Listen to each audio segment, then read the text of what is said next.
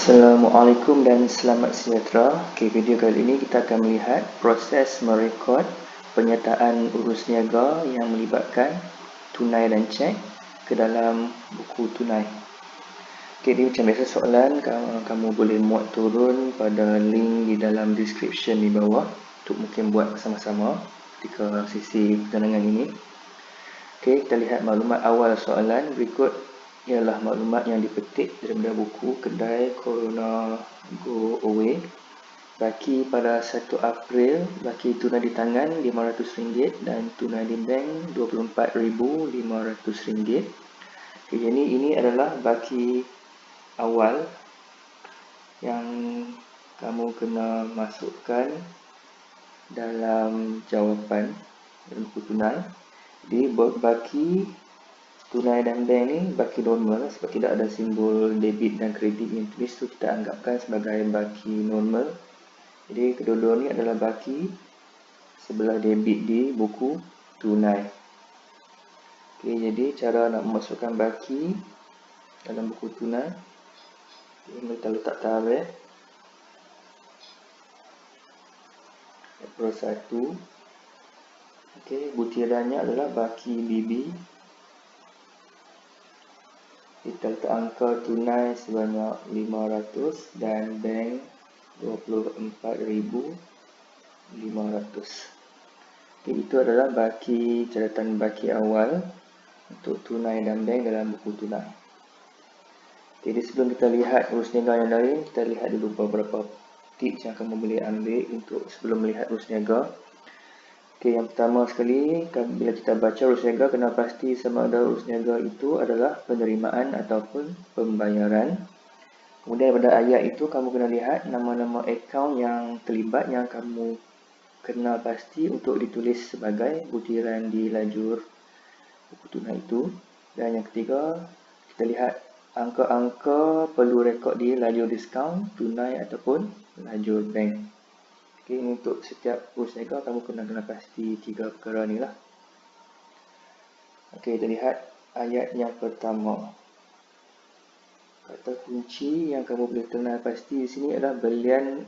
Ayatnya adalah belian barang niaga dengan cek bernilai 3,000. Jadi yang pertama sekali ini adalah pembayaran. Jadi akan direkod di sebelah kredit buku tunai. Kata kunci yang pertama sekali ialah belian.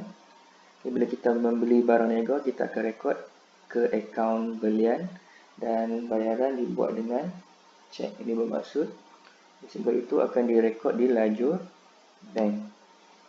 Jadi untuk April 1 di dalam jawapan ni sebelah kredit lah. April 1, butiran kita masukkan belian dan letakkan angka 3,000 di bawah lajur bank.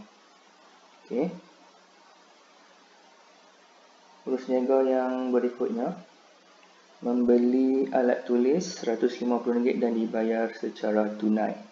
Jadi ini pun adalah urus niaga pembayaran, juga akan direkod di sebelah kredit buku tunai. Jadi kata kunci dari ayat itu ialah alat tulis. Jadi bila kita beli alat tulis, kita guna akaun alat tulis dan dibayar secara tunai. Jadi angka itu akan diletakkan dalam kolom tunai. Jadi jawapannya macam inilah. 3 hari bulan, butiran kita tulis alat tulis dan letakkan angka di bawah lajur tunai 150.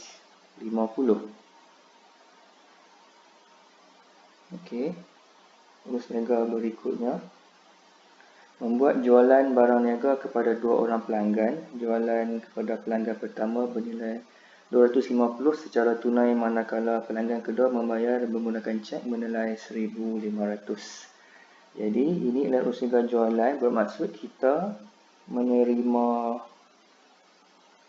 tunai dan cek. So dalam buku tunai akan direkod di sebelah debit. Jadi kata kunci dalam ayat ini, bila kita jual barang niaga, kita akan gunakan akaun jualan Dan kita lihat cara pembayaran oleh pelanggan itu. Yang pertama ada bayar secara tunai dan pelanggan kedua membayar dengan cek. Jadi kita rekodkan dalam buku tunai kita. Di sebelah debit 5 hari bulan, butiran kita akan tuliskan sebagai jualan. Jadi 250 kita letakkan di bawah lajur tunai. Dan pelanggan kedua kita letakkan di bawah lajur bank, itu 1,500. Urus niaga yang berikutnya, menerima cek daripada Amani Enterprise bernilai 1,300 untuk menjelaskan hutang berjumlah 1,500. Ayat di sini kita menerima cek, jadi ini urus niaga penerimaan. Yang kita akan rekod di sebelah debit buku tunai. Jadi kata kunci akaun yang pertama menerima cek, jadi angka ini akan letak di lajur bank. Kemudian pelanggan kita bernama Amani Enterprise. Jadi apabila melibatkan urus niaga menjelaskan hutang yang lalu, maka kita akan gunakan nama perniagaan tersebut sebagai butiran. Kita di sini akan melihat angka. Cek bernilai 1,300, tetapi untuk menjelaskan hutang yang berjumlah 1,500. Jadi di sini terlihat kita sebenarnya ada memberi diskaun kepada Amani Enterprise ini, diskaun yang berjumlah sebanyak RM200. Itu beza antara 1,500 jumlah hutang dengan jumlah cek yang kita terima 1,300. Jadi kita rekodkan dalam buku tunai kita sebelah debit seperti sini. 8 hari bulan, butiran kita tuliskan Amani Enterprise. Kemudian angka cek kita letak bawah lajur bank 1,300. Kemudian diskaun yang kita kira tadi kita letakkan di bawah lajur diskaun diberi. Itu jawapan 8 hari bulan.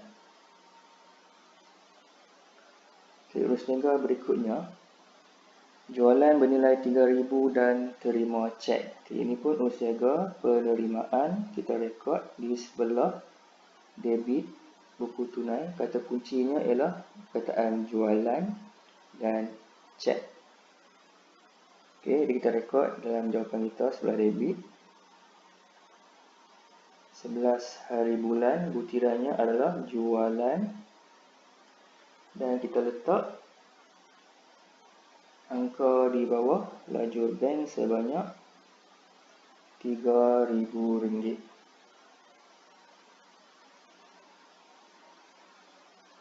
Urus niaga yang berikutnya, membayar belanja angkutan ke premis pelanggan RM100 dengan tunai. Jadi urus niaga ini urus niaga bayaran, akan kita rekod di sebelah kredit buku tunai. Jadi kata kunci di sini ialah belanja angkutan. Dan kita bayar dengan tunai. Jadi kita rekod dalam jawapan kita sebelah kredit. 11 hari bulan. Untuk butiran kita boleh gunakan butiran belanja angkutan ataupun kita boleh guna butiran angkutan keluar. Sebab kita menghantar barang kepada pelanggan kita, jadi angka 100 letak di bawah lajur tunai. Urus niaga yang berikutnya, mengeluarkan tunai dari bank untuk kegunaan kedai sebanyak RM500. Ini adalah urus niaga yang kita panggil sebagai kontra buku tunai. Itu kita memindahkan wang daripada akaun bank kita ke akaun tunai. Kita kena lihat siapa yang bertambah, siapa yang berkurang. Mengeluarkan tunai dari bank. Jadi kalau kita faham ayat itu betul-betul, bank akan berkurang kerana duit keluarkan dari bank dan duit itu masuk ke akaun tunai. Jadi tunai akan bertambah. Jadi untuk rusian kontra ni kamu akan catat di kedua-dua belah buku tunai lah. Di debit pun ada, di kredit pun ada. Okay, kata kunci dia adalah tunai dan bank. Jadi kita lihat cara kita nak mencatat catatan kontra buku tunai. Okey, 17 hari bulan, 17 hari bulan. Okay, kita lihat duit masuk dari duit keluar dari bank. Jadi bank akan kita kreditkan 500 dan masuk ke akaun tunai. Jadi tunai kita akan debitkan 500. Okey, jadi butiran dia kita akan tulis catatan bergu untuk lajur tersebut. Jadi di sebelah debit kita masukkan 500 lajur tunai. Jadi di ruang butiran kita tulis bank. Okey, manakala di sebelah kredit angka lajur bank. Jadi di butiran kita tuliskan sebagai tunai. Dan kita letakkan perkataan kontra K sebagai perkataan kontra.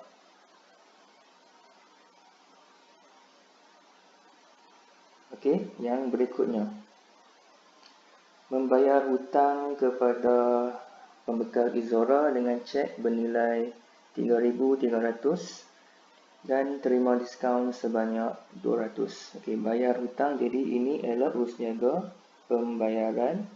Kita akan rekodkan di sebelah kredit buku tunai. Jadi kata kuncinya, jadi bila melibatkan nama pembekal yang kita jelaskan hutang, jadi kita kena gunakan namanya sebagai butiran. Okay, jadi lajur lain yang terlibat adalah lajur bank sebab ada perkataan cek dan juga lajur diskaun diterima. Okay, jadi kita lihat cara nak menulis jawapan ini di sebelah kredit buku tunai kita. Okay, 19 hari bulan. Butiran kita tulis pembekal Izora. Okay, cek 3,300 lajur bank dan diskaun diterima kita letak sebanyak RM200. Jadi di sini kalau kita fahamkan sebenarnya hutang yang kita jelaskan sebenarnya berjumlah RM3,500 kepada pembekal Izora. Okey, urus niaga yang berikutnya. Kedai Zara membayar sebahagian hutangnya sebanyak 500 dengan cek. Jadi ini kita menerima cek. Jadi urus niaga penerimaan akan direkodkan di sebelah debit. Jadi kata kunci dalam ayat itu sebab melibatkan pelanggan yang berhutang, kita akan ambil nama kedainya dan kita terima cek. Jadi kita akan masukkan dalam lajur bank. Okey, jadi cara nak merekod 22 hari bulan. Kita tulis butirannya ialah kedai Zara. Kita letakkan 500 itu di bawah lajur bank. Okey, berikutnya membayar bil-bil utility secara tunai sebanyak 350. Jadi ini urus niaga pembayaran. Kita akan rekod di sebelah kredit buku tunai. Jadi kata kunci di sini ialah utility dan juga perkataan tunai. Jadi cara nak merekodnya di sebelah kredit buku tunai. Kita tarikh 25. Jadi utility ni kita boleh gunakan akaun kadar bayaran. Dan kita letakkan 350 itu di bawah lajur tunai. Okay, dan urus niaga yang terakhir, membayar gaji pekerja dengan cek. So yang ini pun urus niaga pembayaran. Kita rekod sebelah kredit buku tunai, kata kuncinya adalah gaji dan perkataan cek. Okey, jadi yang terakhir ni sebelah kredit 26 hari bulan gutiran kita masukkan gaji dan letakkan 1,200 itu di bawah lajur bank. Okey, jadi bila kita dah siap semua urus niaga, maka kita dapat buku tunai yang macam ni lah. Jadi langkah berikutnya ialah untuk kita mengimbangkan buku tunai. Jadi yang pertama sekali kita perlu jumlahkan lajur tunai dan bank. Okey, kamu jumlahkan lajur tunai dan lajur bank. Kita nak lihat sebelah mana yang lebih besar. Okey, kalau kita tengok lajur tunai dulu, di sebelah debit berjumlah 500 tambah dengan 250 tambah dengan 500. Jadi di sebelah debit berjumlah 1250. Ini saya catat dulu sebagai jumlah di bawah. Kemudian kalau kamu lihat sebelah kredit, pembayaran berjumlah 150 tambah 100 tambah dengan 350. Okey, jumlah pembayaran berjumlah 600. Okey, jadi kalau kita lihat penerimaan melebihi pembayaran tunai, jadi kita akan ambil jumlah 1250 dan kita akan tulis di kedua-dua belah di bawah lajur tunai dan kita akan kirakan bakinya. Okey, 1250 kamu akan tolak dengan RM600 pembayaran, maka tunai kita tinggal RM650. Kita letak tarikh pada 30 April dan kamu tulis baki HB. Okey, kamu tulis itu baki HB 650. Okey, kemudian kita kira pula lajur-lajur bank. Di sebelah debit kita ada 24,500 tambah 1,500 tambah 1,300 tambah dengan 3,000 dan 500. Jadi sebelah debit kalau kita tengok jumlahnya adalah 30,800. Kita lihat pula pembayaran di sebelah kredit 3,000 tambah 500 tambah 3,300 tambah 1,200. Jadi jumlah pembayaran ialah sebanyak RM8,000. Jadi kita kira baki bank 30,800 kita tolak dengan 8,000. Jadi baki bank berjumlah 22,800. Kita tulis di baris yang sama di sebelah baki tunai tadi. Okay, sebelum tu saya terlupa, kita catat jumlah besar tu, kita ambil angka 30,800. Jadi kedua-dua belah debit dan kredit lajur bank tadi. Jadi yang ni akan menjadi jumlah besar. Okay, dan kamu akan bawa baki HB tu ke bulan berikutnya. Jadi selepas 30 April, tarikh berikutnya adalah Mei 1, kita tulis sebagai baki BB. Kita salin semula 650 dan juga 22,800. Jadi itulah jawapan akhir buku tunai kita. Jadi cikgu harap kamu boleh ikut pendarangan cikgu ni dan cuba buat soalan itu sendiri selepas ini. Okey, jadi sekian, terima kasih.